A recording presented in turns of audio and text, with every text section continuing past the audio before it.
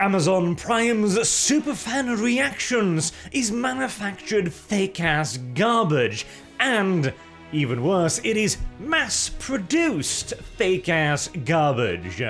Now, most of you probably seen the English language superfans reaction, which was so cringe it got unlisted like that, but did you know there's actually a bunch of others? Oh yeah.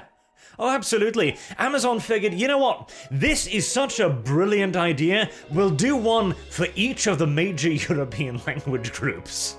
There's a Spanish one, there's a French one, and there's a German and an Italian one as well, all of which are basically the same shite.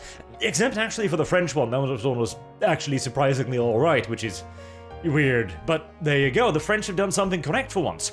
Now, the trailers themselves, the fan reaction trailers, are all virtually identical. Like, you can tell that these plastic-ass influencers were lined up, handed scripts, and gone like, okay, now you react like this, now you react like this, you know, walk through the doorway, sit there, bring out your phone, look happy, smile, etc. But hey, what can you expect from a bunch of plastic-ass influencers?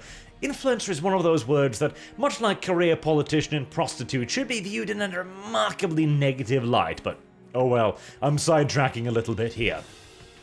You've got one thing in common for all of them, however. Not just that the trailer is the same thing, but all of them have also got these little reaction videos afterwards showing off the fans talking about the product, and they are all garbage. In fact, the only thing that all of these superfans have in common, coming from a wide range of influencer backgrounds, is that not a single one of them has ever heard about Tolkien. Or, actually, excuse me, that's a little bit of a misrepresentation, because one of the German ones, this guy here, has actually played Battle for Middle-earth. I laugh, but he's well prepared than anyone else in the room.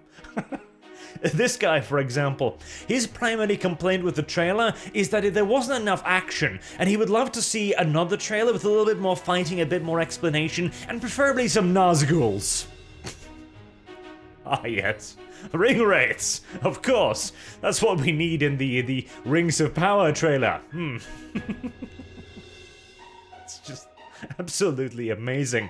But you can tell that the quality of the presentation was absolutely stunning, as they spend the first 5 minutes talking about how big the screen was. It was apparently so good, it literally blew this one's socks off. Choose more correctly. And again, do not think that I'm exaggerating when I say that practically none of these have the faintest clue what's going on. So let's look at some of these here, right? So here we go. Here's our influencers right here. A big Lord of the Rings YouTuber. This one, as you can see, definitely countless Lord of the Rings videos. What about the next one? Again, a lot of Lord of the Rings content there.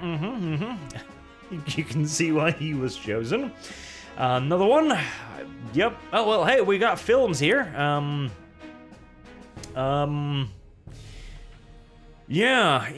not a whole lot there either. Damn, that's bloody weird. That is absolutely preposterous, in fact. You can see where I'm going with this. None of these people do anything in relations to the Lord of the Rings, though the Spanish one does have a dude in a skirt, and actually I don't know where I was going with that one, but he's got a skirt, so clearly he's supposed to be there for some reason, and he plays a musical instrument, so he's more qualified than the rest of them, and oh Jesus Christ. The Spanish language version was probably the worst one. I've had a lot of these loosely translated for me, and in the Spanish one, one of them is like, just gosh, oh, the trailer was so amazing, I didn't know, there's more than Middle-earth in the Lord of the Rings. As he's watching a show set in Numenor. God. It's kind of remarkable. It's actually genuinely kind of remarkable, and the comments for the Spanish one too is basically just a continuing stream asking for apparently a Spanish YouTuber who does a ton of Lord of the Rings coverage. But, you know, you wouldn't want him because he might raise some uncomfortable questions surrounding the quality of the trailer. Interestingly enough, these only took place in woke languages, shall we say, in woke nations. In the Amazon India page, you've got the trailer in all of the local dialects, and they've got ridiculous amounts of views because India's kind of large, but no Indian superfans. Huh. That's weird. That's downright odd. Almost as if a bunch of Indian influencers might, I don't know, they might question the narrative in some way, shape, or form. It's not like Amazon wouldn't have enough money to get them hold of them after all, since they flew all of the other influencers in to a giant castle in Mallorca. God, you can just imagine how this went, right? Like, hello, we're calling from Amazon. We'd like to give you a paid vacation. In return, you'll shill our new TV show, right? Yes, apparently. But there is something valuable to be learned from this, and that is, this shows us exactly who Amazon's current target audience is. It's plastic influencers. It's people who are practically interchangeable. Like, you can even look at the thumbnails of some of these people and go like, wow, there's a lot of there's a lot of similarities here, almost as if you've got all the same kinds of general types of influencers. Beauty influencers, the mid-20s clickbaiters, etc. All of this nonsense. And again, like I've talked about previously, this is Amazon's goal. They are not going for you, the fan audience. They don't give a crap about you. These are their super fans. People who have no actual knowledge about the setting beyond having perhaps played a video game, which, again, to be fair, I joke about it, but he did more research than everyone else, so big credit goes out to this guy, I do suppose. But these are who Amazon are trying to appeal to. They don't have any previous knowledge. They don't look at the beardless dwarf and goes, hold on a second. They don't look at the black elf and wonder about that. All they see is, hey, skin color. That's cool, right? That's inclusive and representative. That's what we want. Absolutely.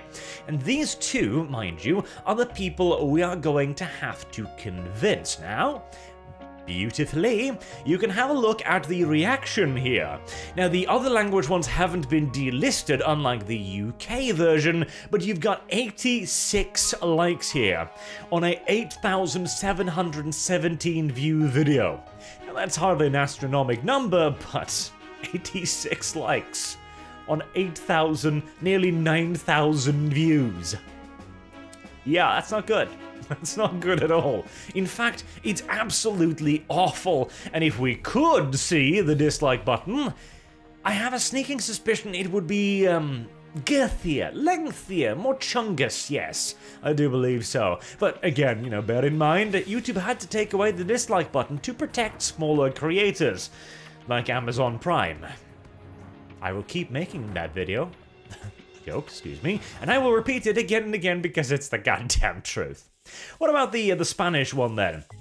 I'm presuming that the skirt drew a lot of positive remarks. We've got 774 upvotes, damn, much better numbers, on 60,000 views. Oh, okay. Right, so still not particularly amazing then. Yeah, no, a lot of people are actually looking at this and they are noticing the actual genuine bullshit involved in it. And here's the interesting thing too. A lot of these influencers have, you know, their Twitters, their TikToks, their Instagrams, and very few of them have actually talked about it outside of the event itself. Now, I suppose that's not too startling, considering none of them even know what Tolkien is, in all due likelihood. Yet, nevertheless, you'd think that after having been flown out to Mallorca and given a free vacation and hosted in an enormous theatre to watch a 1-minute-long trailer that tells you absolutely nothing, you'd want to squeeze a little bit of PR out of the event, if nothing else.